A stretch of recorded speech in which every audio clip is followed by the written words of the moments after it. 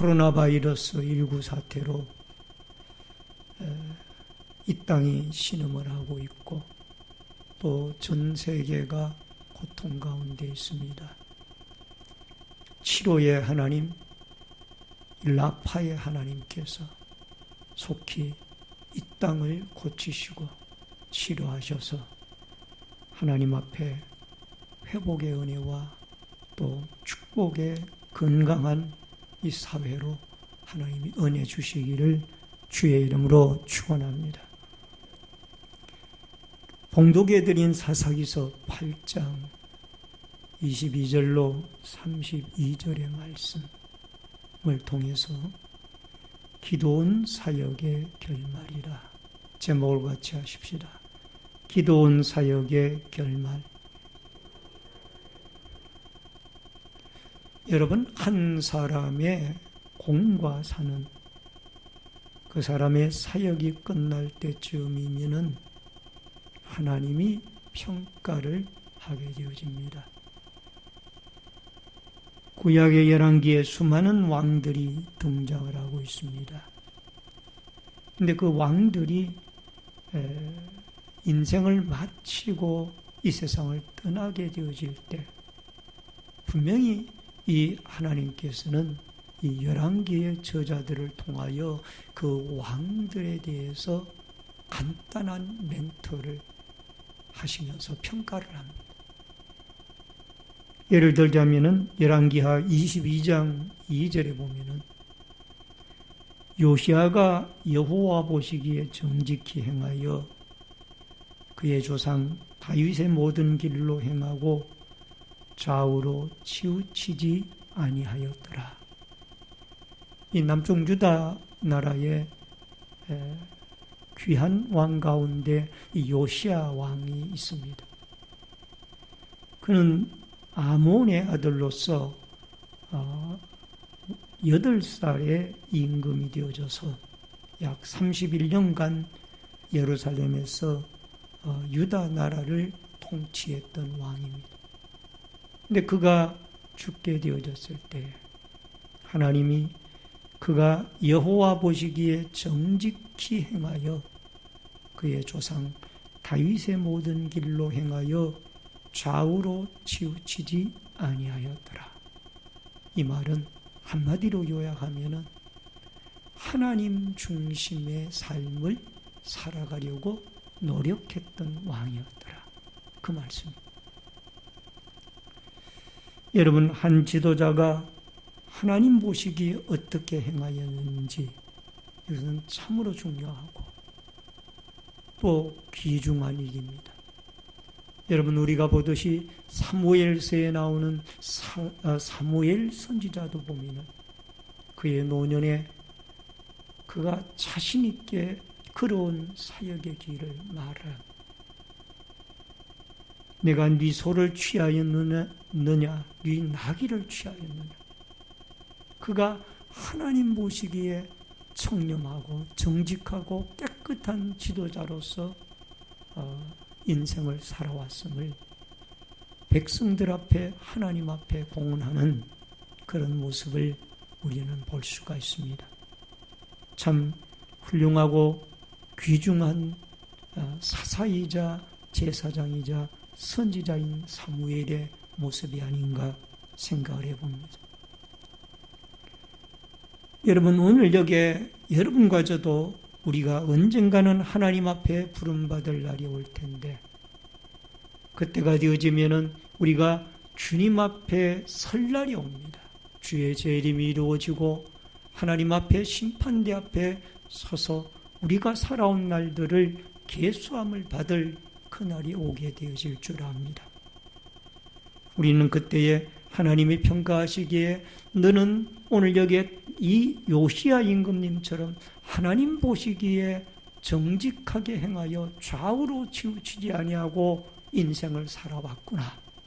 이런 평가를 받을 수 있는 이 축복과 은혜의 사람들이 되어질 수 있기를 주의 이름으로 축원합니다.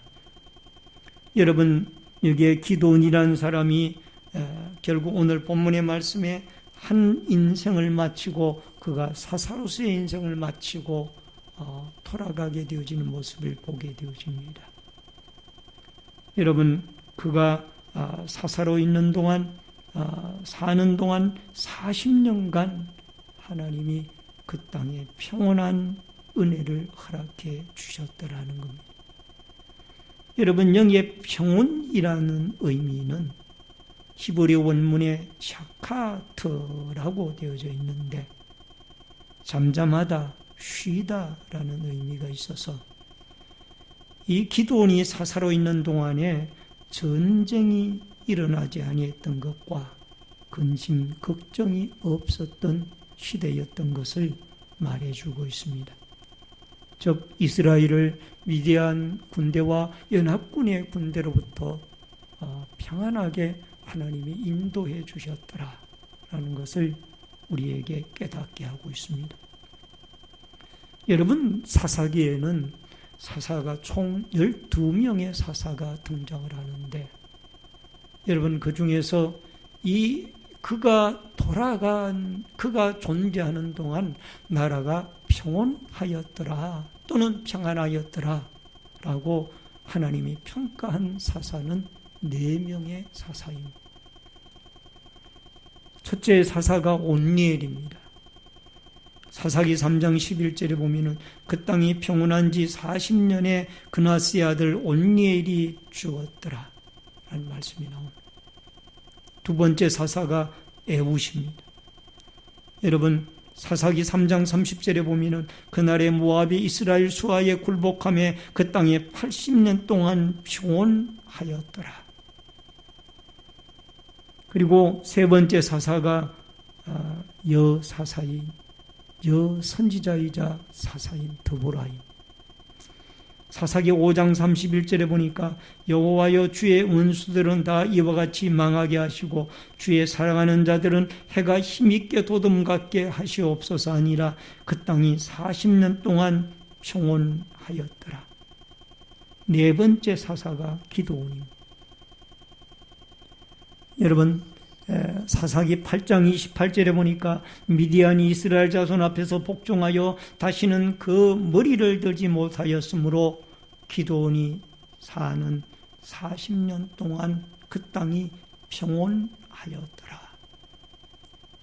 여러분, 12명의 사사가 나오는데 그러나 그 사사가 활동한 결과 그 땅이 평온하게 되어졌고 편하게 되어졌던 사사는 여기에 4명입니다. 여러분, 여기에 온니엘이나 에훗이나 또한 여기에 드보라나 기드온, 이분들의 사사로 활동한 결과 하나님이 그 땅이 평온하게 되어지는 은혜와 축복을 주셨다라는 겁니다. 여러분, 한 사사의 활동과 결과로 말미암아 이렇게 나라가 평안해지고 아름다워진다라면 이것이 얼마나 귀중한 일입니까? 바라옵기는 여러분과 제가 믿음 생활을 하는 동안 이 땅이 평안하고 이 공동체가 평안하며 우리의 가정들이 평안하고 우리의 사회가 평안하며 여러분과 저로 말미암아 세계가 하나님 앞에 복을 받는 이런 아름다운 역사들이 일어날 수 있기를 주의 이름으로 축원합니다. 그 다음에 첫 번째로 기드온 사역의 긍정적인 면입니다. 여러분, 사사기 8장 3절을 같이 읽겠습니다. 다 같이 읽겠습니다. 사사기 8장 3절.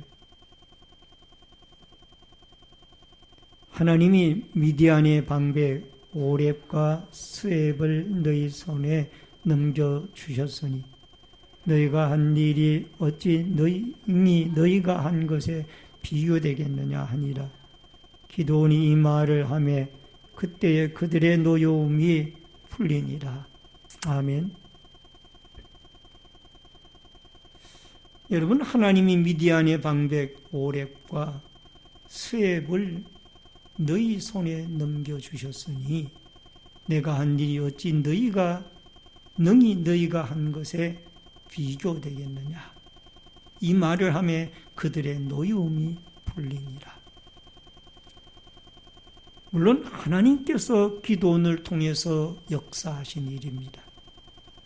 하나님께서 기드온에게 긍정적인 마인드를 가지고 역사를 하셨는데 그 일 가운데 하나가 무엇인가 하니 에브라임과의 관계입니다. 에브라임은 기드온이 속한 므낫세 지파의 형제 지파입니다. 그의 할아버지가 다 그의 요셉이죠. 요셉의 자녀들 가운데 므낫세가 있고 에브라임이 있습니다. 즉 므낫세와 에브라임의 아버지가 요셉입니다. 그런데 이들 형제 지파인 이들 에브라임이 전쟁이 진행이 되어져 갈 무렵에 이 도주하는 요단강 쪽으로 도주하는 이 적군들을 싸움에 도와달라고 그들을 물리치기 위하여 싸움에 도와달라고 에브라임 지파에게 요청을 합니다. 그래서 에브라임 지파가 늦게 전쟁에 참여를 해서 기드온의 전가를 받고 참여를 해서 여러분 미디안의 방백인 이 오렙과 스앱을 그들이 손에 넘겨받고 더 나아가서 요단강 주변에 도주하는 많은 미디안 사람들을 죽이게 되어지는 그런 전과를 올리게 되어집니다. 문제는 이 전과를 올리고 나서 에브라임 지파 사람들이 기드온에게 와서 항의를 하는 문제였습니다. 왜 전쟁에 처음부터 우리를 부르지 아니하고 이 전쟁의 말미에 가서 우리를 부르느냐? 이렇게 이 에브라임 지파가 기드온에게 항의를 하였을 때 기드온이 지혜롭게 대답을 하죠. 이 에브라임의 끝물 포도가 이 기드온이 속한 아비에셀의 만물 포도보다 더 귀하지 않느냐. 이 말은 너희들이 행한 그 공적이 우리가 행한 그 공적보다 훨씬 더 크고 아름답다. 그래서 그들의 노가 풀리면서 결국 그들이 이 한마음 한뜻이 되어져서 결국 이 미디안 군대를 끝까지 물리치는데 승리하게 되어지는 모습을 보게 되어집니다. 여러분, 하나님께서는 기드온에게 이런 어려운 시기에 이 겸손의 마음으로 어려운 시기에 지혜로운 마음을 주어서 이 내분을 막고 또 에브라임 형제 지파와 화목하는 일에 그들이 귀하게 쓰임을 받았다라는. 오늘 사랑하는 성도님 여러분, 여러분과 제가 가는 곳곳마다 오늘 여기에 기드온에게 주셨던 이 지혜로운 마음을 주셔서 여러분과 제가 분노를 가라앉힐 수 있는 이런 믿음의 말 한마디 한마디를 아버지 하나님 앞에 던질 수 있고 또 말할 수 있는 아름다운 소금을 내는 지혜로운 믿음의 성령의 아름다운 사람들 또 말들이 되어질 수 있기를 주의 이름으로 축원합니다. 그 다음에 또 하나는 승리 후의 겸손입니다. 사사기 8장 22절입니다. 다 같이 읽겠습니다. 그때 이스라엘 사람들이 기드온에게 이르되 당신이 우리를 미디안의 손에서 구원하셨으니 당신과 당신의 아들과 당신의 손자가 우리를 다스리소서 하는지라.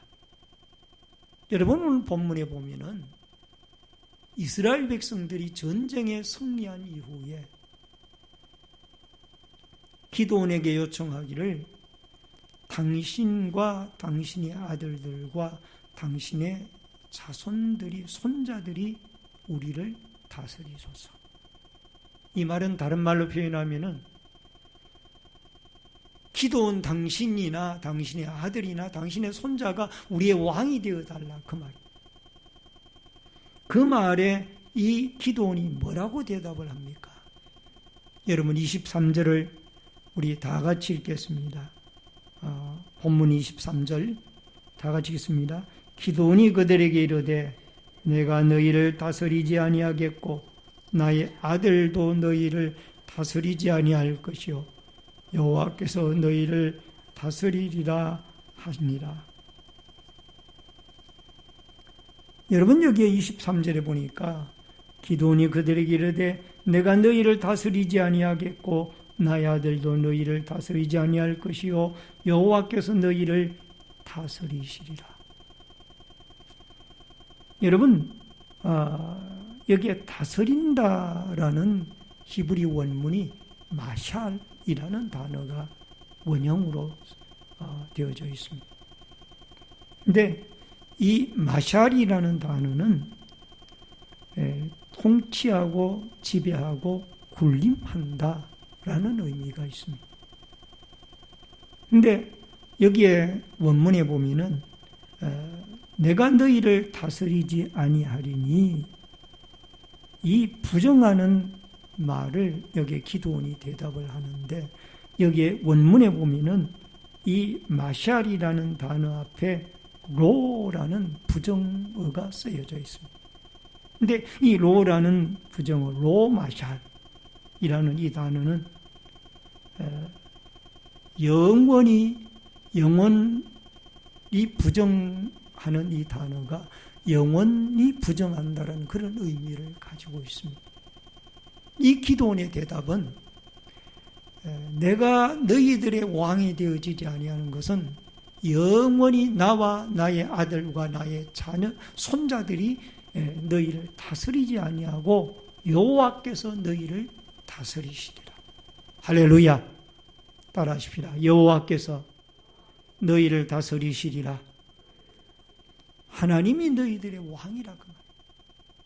이것은 기드온이 하나님의 성령의 감동함을 받아 참 올바른 대답을 한 것. 여러분, 이스라엘은 끊임없이 이스라엘 백성들은 이 그 막강한 미디안 군대 엄청나게 그들 때문에 고생과 고통을 당했는데 여러분, 그 막강한 미디안 군대를 여러분 기드온 300명의 용사로 더불어 하나님이 물리치게 하여서 하나님이 함께함으로 그 전쟁에서 승리를 하는 것을 보고 이 이스라엘 백성들은 이 기드온을 우리의 왕이 되어달라고, 당신의 아들도 우리의 왕이 되어주고 당신의 손자까지도 우리의 왕이 되어달라, 그렇게 말했습니다. 그러나 기드온은 로마샬, 나와 나의 아들과 나의 손자는 영원히 너희를 다스리지 아니하리라. 여호와께서 너희의 왕이 되어져서 다스릴 것이다. 이것은 우리의 신앙 고백이 되어져야 됩니다. 여러분, 기드온만 그런 것이 아니라 다윗도 그가 이스라엘의 2대 임금이 되어졌지만은 하나님 앞에 여호와를 나의 왕이라고 그랬어. 왕이신 나의 하나님, 하나님을 향하여 자기의 왕이라고, 또는 나의 목자라고, 나는 양이고 그는 나의 목자라고 그렇게 다윗은 고백을 합니다. 여러분, 지금도 하나님은 여러분과 저의 왕이 되어져서 우리를 통치하고 우리를 다스리는 그 위대한 왕으로서 자리할 수 있기를 주의 이름으로 축원합니다. 축원합니다. 그 다음에 이 기드온에게는 이러한 겸손의 마음이 있었는데 그 마음은 기드온에게만 있었던 것이 아니라 다윗에게만 있었던 것이 아니라 세례 요한에게도 있었어요. 물론 예수님의 마음이지요. 예수님의 겸손의 마음이 이들에게 자리하고 있는 것.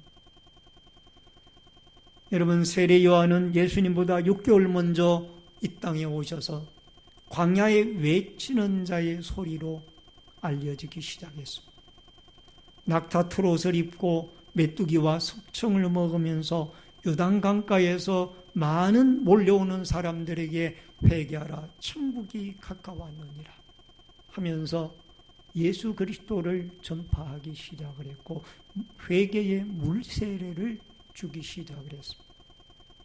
그랬더니 그의 제자로 있던 많은 사람들이 6개월 후에 예수님이 오셔서 그가 세례를 주고 공생의 사역이 시작이 되어졌을 때 세례 요한의 제자로 있던 많은 사람들이 예수님의 제자로 옮겨가기 시작을 했습니다. 여러분, 그때에 그의 제자들 사람이 와가지고 예수님 세례 요한의 제자로 있던, 선생님의 제자로 있던 사람들이 저 예수님의 제자로 많이 가고 있습니다. 그랬을 때에 세례 요한이 하는 말이, 그는 흥하여야 하겠고 나는 쇠하여야 하리라. 따라하십시다. 그는 흥하여야 하겠고 나는 쇠하여야 하리라. 세례 요한은 자기가 설 때를 알았고 물러갈 때를 알았습니다. 겸손한 마음으로 자기는 낮아지고 예수 그리스도를 높이는 그런 사람으로서 그가 주님을 높이고, 그는 나중에 순교의 죽음으로 감옥에 갇혔다가 인생을 마감하는 모습을 우리는 볼 수가 있습니다. 여러분, 유명한 한때 극동방송의 방송 프로그램을 담당을 했던 정경주 사모님을 웬만한 분은 다 아실 겁니다. 바로 이분인데요. 이분이 지은 책 가운데 하나님이 하셨어요 라는 책이 있어요. 저는 감명 깊게 이 책을 읽고 또 귀에 있을 때마다 덜추어 보곤 합니다. 이분은 목사의 사모님으로서 또는 찬양 사역자로, 방송인으로, 교수로, 전도사로, 또 두 아들의 엄마로 그는 많은 역할을 하고 계시는 분입니다. 그가 이렇게 복음 전파의 도구로 쓰임을 받는 것은 자기가 똑똑하고 잘나서가 아니라 하나님의 은혜요, 하나님이 하셨다는 것. 그가 한 번은 연고 전에 경기를 마치고 나오다가 괴한을 만났습니다. 택시에 그 괴한이 이 정경주 씨를 태우려고 할 때에 그가 도망칠 기회를 찾다가 택시를 잡는 순간에 그가 도망을 쳐서 길 건너편에 있는 택시에게로 달려가게 되었습니다. 그가 달려가면서 외친 것이 뭡니까? 하나님, 저를 살려주세요. 저에게 천사를 보내주세요. 그렇게 소리를 치면서 있는 힘을 다해서 달려갑니다. 그리고 그가 건너편에 서 있는 택시를 탔습니다. 그리고 그는 막 울기 시작했습니다. 그랬더니 그 택시 기사님이 하시는 말씀이, 하나님께서 저를 당신의 천사로 보내주셨습니다. 울지 마십시오. 그러면서 이 정경주 씨의 집까지 택시가 친절하게 모시다 드리고, 택시비도 또 숙박비도 받지 아니하고 그를 집까지 모셔다 드리면서, 당신의 기도대로 저는 하나님이 당신을 위하여 보내준 천사입니다. 그러면서 친절하게 그 위험한 순간에서 이 택시기사는 정경주 씨를 구해주고 집까지 태워다 주었다라는 그런 대목이 나옵니다. 하나님이 하셨어요. 하나님, 저를 도와주세요. 저를 살려주세요. 순간적으로 외치는 그 정경주 사모님의 기도를 하나님은 들으셨다. 오늘 사랑하는 성도님 여러분, 모든 것은 하나님이 하셨어요. 이 정경주 씨는 그 책에서 끊임없이 반복해서 하는 말이 하나님이 하셨어요. 그가 비행기 여성모원으로 있을 때에도 많은 동료들에게 전도를 합니다. 그리고 전도의 열매를 맺습니다. 그 여성모원들이 한 사람 한 사람 예수를 믿기 시작합니다. 그리고는 그것을 하나님이 하셨어요. 따라하십시다. 하나님이 하셨어요. 하나님이 하셨다. 그게 이 정경주 이 사모님의 고백입니다. 오늘 사랑하는 성도님 여러분, 여기에 전쟁에 이기게 한 것은 기도원이 내가 아니라 하나님이라는 것을 그는 알고 있습니다. 그래서 내가 너희의 왕이 되어지는 것이 아니라 하나님이 당신들의 왕이 되어져서 당신들을 다스릴 겁니다. 할렐루야. 그래서 여러분과 저는 모든 면에 하나님이 하셨다라는 이 겸손의 믿음과 마음을 가지고 살아갈 때 하나님은 끊임없이 이 정정주 사모님에게 도움의 천사를 보내주셨던 것처럼 여러분과 저를 도우시고 우리와 함께 해주시며 우리를 지켜주시고 우리를 이끌어주시는 능력의 하나님으로 역사하실 수 있을 줄로 분명히 믿습니다. 그게 두 번째로 기도원의 잘못한 일입니다. 여러분 24절과 26절 말씀을 보게 됩니다. 같이 한번 읽어보시기를 바랍니다. 24절과 26절 24절로 26절 다 같이 시작. 기도원이 또 그들에게 이르되 내가 너에게 요청할 이 일이 있으니 너희는 각기 탈취한 귀고리를 내게 줄지니라 하였으니 이는 그들이 이스마엘 사람들이므로 금귀고리가 있었습니다. 무리가 대답하되 우리가 즐거이 드리리다 하고 겉옷을 펴고 각기 탈취한 귀고리를 그 가운데 던지니 기도원이 요청한 금귀고리의 무게가 금 1700세겔이요 그 외에 또 초승달 장식들과 폐물과 미디안 왕들이 입었던 자색 의복과 또 그 외에 그들의 낙타목에 둘렀던 사슬이 있었더라. 아멘. 여러분 기도원이 인간인지라 그가 초창기의 이 사역은 참으로 아름다웠습니다. 그런데 그의 말년의 사역이 아름답지를 못했어요. 왜 그랬을까? 저는 이 말씀을 준비하면서 왜 기도원이 이렇게 아름답게 두 번, 세 번, 몇 번씩 시험을 하고 그가 전쟁터에 나가서 승리를 이루었는데 또 여기에 오늘 본문 가운데서도 내가 너희를 다스리지 아니하고 로마샤 영원히 나는 너희를 다스리지 않겠다. 로마샤 이렇게까지 고백을 했는데 왜 그가 이렇게 귀걸이를 모으고 또 여기에 코걸이를 팔찌를 모으고 각종 폐물을 모아가지고 그것을 가지고 에봇을 만들었을까?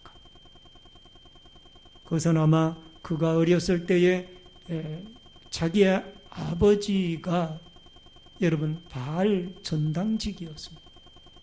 바알의 우상을 지키는 전당직이었기 때문에 그런 어렸을 때 본 모습을 그가 믿음이 약해지니까 또다시 되살린 것은 아닐까 그런 생각을 한번 해봤습니다. 어쨌든 중요한 것 가운데 하나는 우리는 처음 신앙을 끝까지 유지해야 되고 또 기독교의 신앙은 가나 혼인 포도잔치에 물로 포도주를 만드는 예수 그리스도의 모습을 우리가 요한복음에서 보듯이 여러분 우리 기독교의 신앙은 처음보다 끝이 아름다운 신앙이 되어져야 될 줄로 믿습니다. 근데 오늘 여기에 성경의 본문에 보니까 여러분 그가 요청을 하는데 무엇을 요청을 하는 거 아니? 탈취한 귀고리를 내게 줄지어다 라고 하니까 24절에 그들이 이스마엘 사람들이므로 금귀고리가 있었습니다. 여러분 이들이 싸운 사람은 분명히 미디안 사람들인데 왜 여기에 이스마엘 사람으로 나올까? 제가 궁금해서 이것을 추석을 한번 찾아봤어요. 그랬더니 이 미디안 사람들이 이스마엘 사람들은 이 이삭의 첫째 아들인 그 에돔의 후손들이거든. 이 에돔의 후손들이기 때문에 아마 이 아브라함의 아브라함의 이 그두라의 후손들이 바로 이 미디안 사람들이. 그리고 이스마엘 사람들은 이 아브라함의 첩인 이 하갈의 아들의 후손들.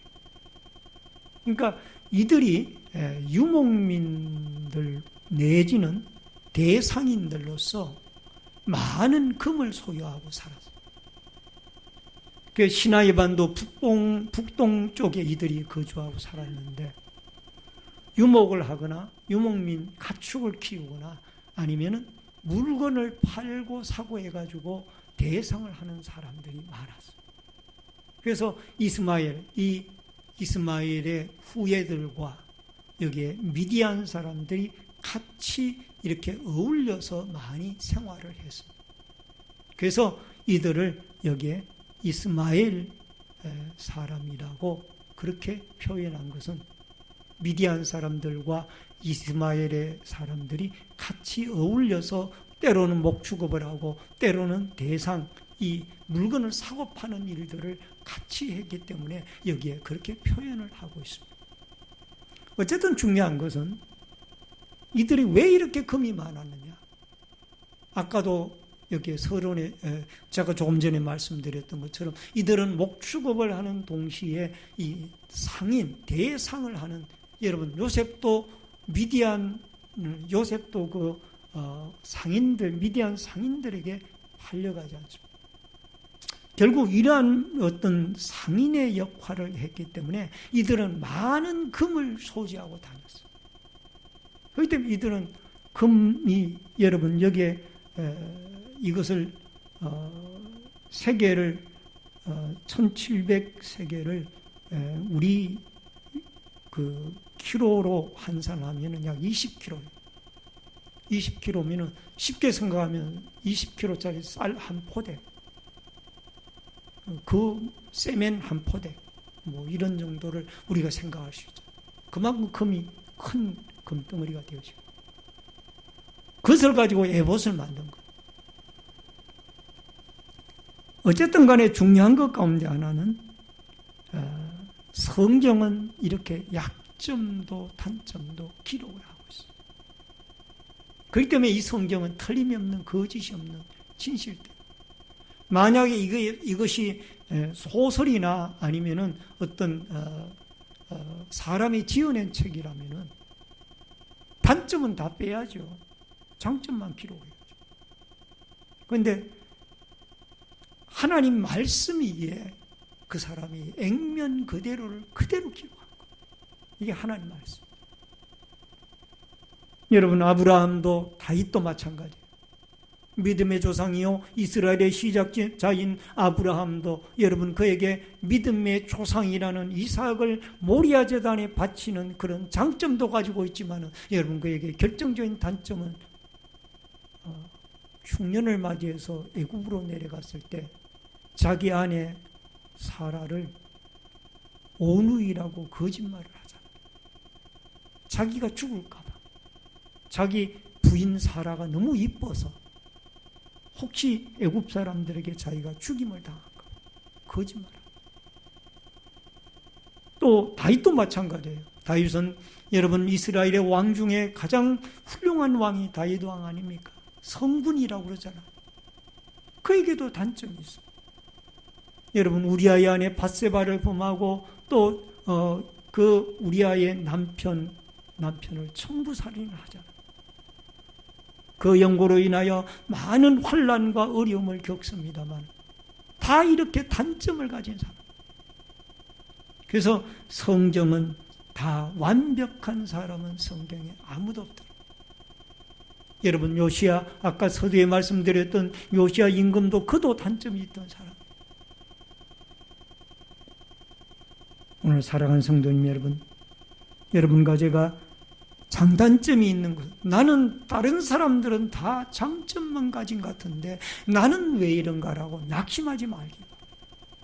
성경에는 다 위대한 인물들도 장단점이 있다는 것을 여러분과 제가 기억하고 하나님의 긍정적인 면만 여러분과 제가 본받아서 하나님의 아름다운 도구로 쓰임을 받을 수 있기를 주의 이름으로 축원합니다.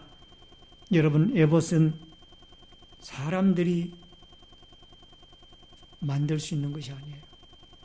하나님의 특별한 성령의 지혜를 얻은 사람이 이 에봇을 만들 수가 있습니다. 이 에봇은 조끼 형태로 되어져 있는 것입니다. 대제사장이 우림과 둠빔이 그 속에 들어있고 하나님의 뜻을 물을 때 사용하고 제사를 드릴 때 이 제사장들이 사용하는 것이 이 에봇이에요.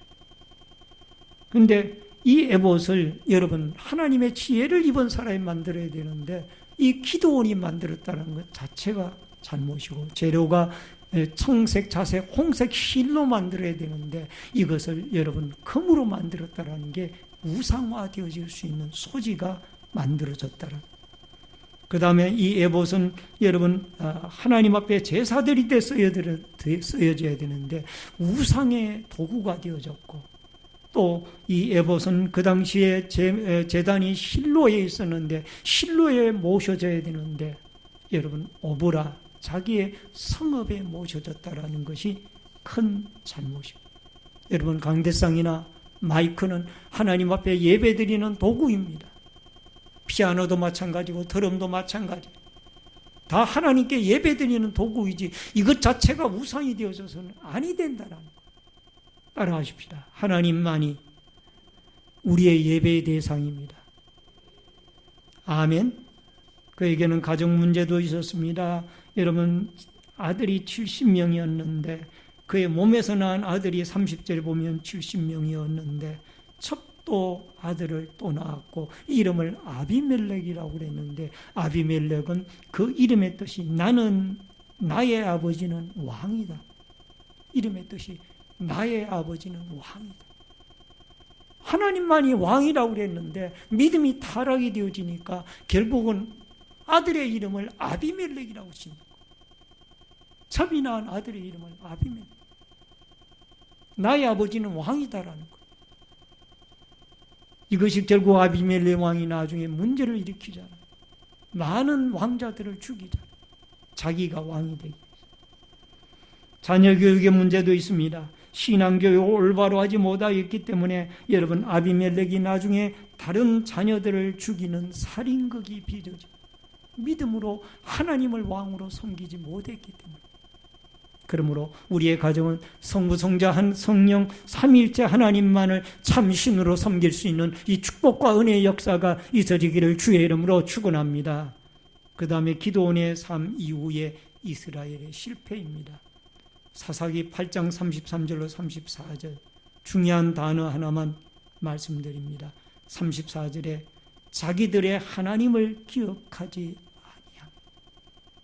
이스라엘이 기드온이 죽은 이후에도 계속해서 바알과 바알 버릿이라는 우상을 섬기게 되어지는데 그 이유가 어디 있느냐? 하나님의 은혜를 잊어버리는 거예요.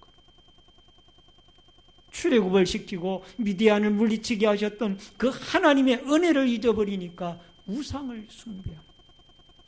오늘도 여러분과 제가 매일 죄와 사망 가운데서 독생자 예수 그리스도를 보내주시고 우리를 구원해 주신 구원자 이 예수 그리스도를 여러분과 제가 우리의 구주로 섬기며 하나님의 은혜를 헤아리는 자들이 되어질 수 있기를 주의 이름으로 축원합니다.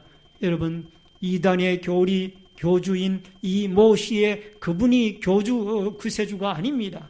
그분은 이단의 우두머리입니다. 여러분 우리의 구주는 예수 그리스도입니다. 예수 그리스도만이 우리의 참 구세주요 하나님의 아들이며 앞으로 재림하실 분이며 우리를 죄 가운데서 구원하신 하나님의 독생자인 줄로 믿습니다. 성령님만이 하나님의 영으로서 여러분과 저를 도우는 성부, 성자, 성령의 하나님이 우리의 참 하나님을 잊지 마시고 하나님의 은혜 가운데 날마다 감사하며 살아가는 여러분과 제가 되어질 수 있기를 주의 이름으로 축원합니다. 축원합니다. 기도하겠습니다. 축복과 생명의 주인이신 아버지 하나님,